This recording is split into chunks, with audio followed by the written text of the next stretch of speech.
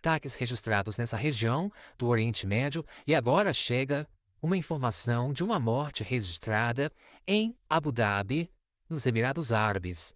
Uma pessoa que morreu atingida por destroços após as defesas aéreas interceptarem mísseis iranianos que tinham como alvo.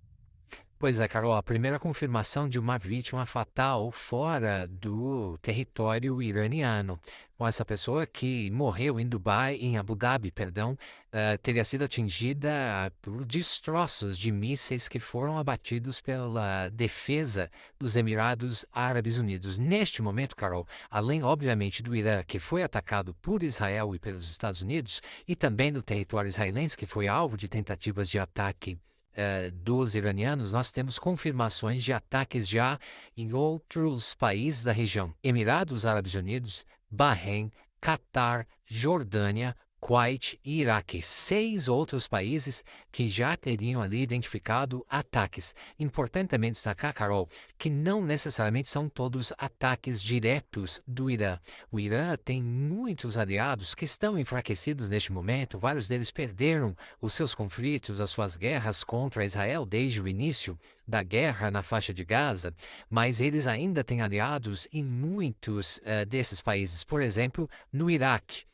Um país onde o Irã exerce uma forte influência e também tem milícias ali que podem ser utilizadas para esses ataques contra bases militares americanas.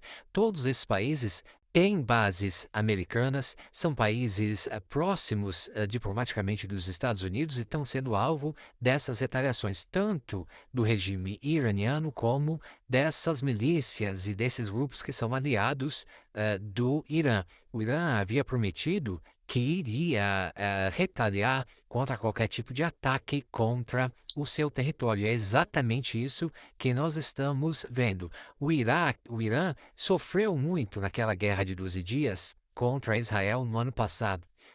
Muitas das baterias antiaéreas foram destruídas, a inteligência israelense conseguiu se infiltrar muito dentro do regime iraniano, conseguiu muitas informações valiosas que ajudaram nos ataques israelenses. Em determinado momento, a Força Aérea de Israel conseguia sobrevoar o território iraniano praticamente sem nenhuma oposição dos iranianos, e não houve tempo, desde junho do ano passado, nem recursos para o Irã reativar completamente as suas defesas. Então, neste momento, o Irã também está enfraquecido desse ponto de vista militar. Ainda tem a capacidade, obviamente, de fazer ataques, inclusive contra o território israelense, mas partindo de uma posição muito mais fraca do que estava no ano passado. Isso certamente também foi levado em consideração pelo governo dos Estados Unidos e pelo governo israelense ao julgar os melhores momentos aí para fazer esses ataques. Agora, o que nós temos neste momento é essa confirmação. Ataques que estão se alastrando pelo Oriente Médio. Toda a região, neste momento, em alerta máximo, sofrendo aí com a possibilidade desses ataques. Vamos repetir. Os ataques aconteceram e estão acontecendo agora também numa segunda onda de ataques contra o território iraniano. Israel tentou atingir o território israelense. Até o momento que nós temos a confirmação das forças de defesa de Israel da derrubada de mísseis que foram lançados contra o território. Temos também sirenes que continuam sendo acionadas nas principais cidades israelenses, o governo israelense pedindo para a população ficar próximo de abrigos, mas nós temos ataques também que foram confirmados, especialmente contra bases americanas nos seguintes países: Emirados Árabes Unidos, Bahrein, onde uma base naval americana foi alvo de ataques, Catar, Jordânia, Kuwait e Iraque. Então temos 6 países que foram envolvidos nesse conflito entre Estados Unidos, Israel e o Irã.